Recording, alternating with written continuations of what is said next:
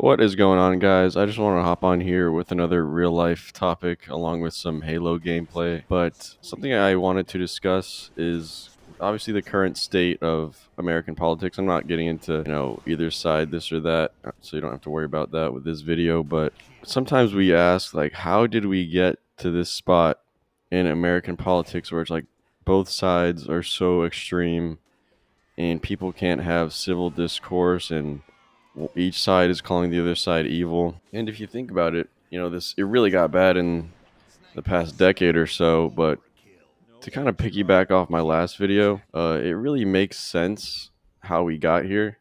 Because let's think back before social media, before everyone was talking on the internet all the time. There were a couple topics just in society that we kind of kept to ourselves. We were kind of hush hush and like kind of polite about. Like we didn't ask people, "Oh, who'd you vote for? What are your thoughts on this and this politician, that politician?" You would talk about politics with your people you could confide in and people that you had their respect and you'd be able to keep that mutual understanding. You wouldn't just talk about it with strangers. That wasn't something you did. And then we get the internet, and obviously everyone can voice their opinion. They can think out loud. They voice their opinion the second they form it, and everyone's commenting on every event constantly. So before long, everyone's political opinions are vocalized immediately, and with the age of the internet, political views just progress so quickly. We're getting information so fast. We're seeing everything that takes place, and the reactions to events get more and more extreme. And we're constantly feeding off of each other's energy, and it just accelerates. And I think if there's anything we've learned from it, it's that we as a people are not mature enough to have our politics be out in the open. We have learned that we cannot maintain peace and a sense of understanding and humanity between each other if we're aware of everyone's political views. So, if anything, we really do have to go back to when, I mean, I know this will never happen, but to a time where you talk to your family about politics, you vote for who you vote for, and that's it. And then you don't ask strangers about it. You don't talk about it on the internet.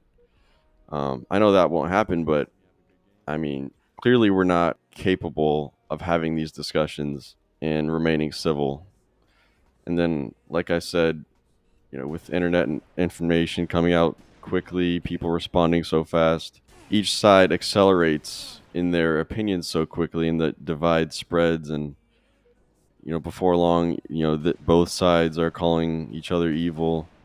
And it's just, I think it's clear that we're not there where we can just have politics be a thing we discuss. And I know that sounds kind of crazy, especially considering both sides will tell you that we need to discuss these things because there are dire situations where it's like we need to discuss this. We can't let these policies, these things happen. And I understand that we're kind of past the point of no return with politics being at the forefront of everyone's minds.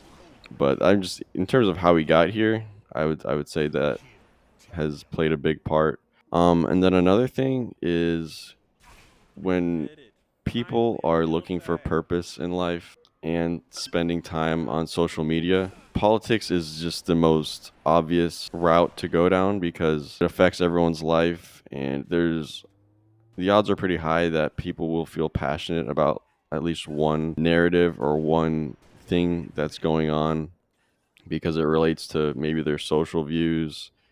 I guess a little less likely their economic views, but they're going to feel passionate about at least one topic. And then that kind of becomes who they are. That's the thing they kind of stake their identity on. And yeah, when everyone's identity is tied to politics, I mean, it's just the discourse will just get more intense and more divided. So we're past the point, I guess, of going back to a time where before this was the main thing on everyone's mind. We're past the point of formulating our opinions based on the nightly news, what limited information was available to us, because now there's a million political activists on the internet, a million different narratives, and then you get even more niche. There's some really weird kind of culty groups out there that just are influencing people that don't know better. And yeah, we're definitely off the deep end now, and we just kind of have to figure it out.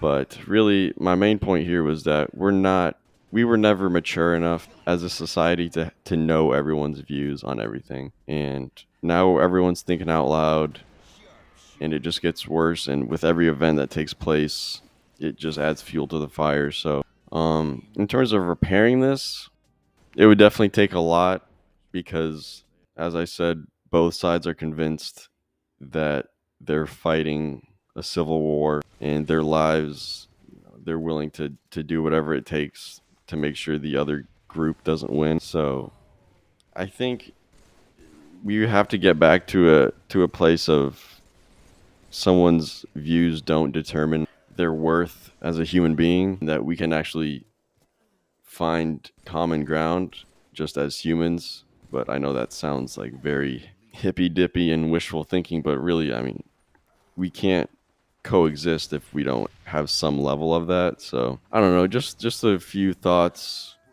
Let me know what you guys think, how we kind of ended up in this spot, if there's any repair that can take place. But yeah, let me know what you guys think, and I'll catch you guys on the next video.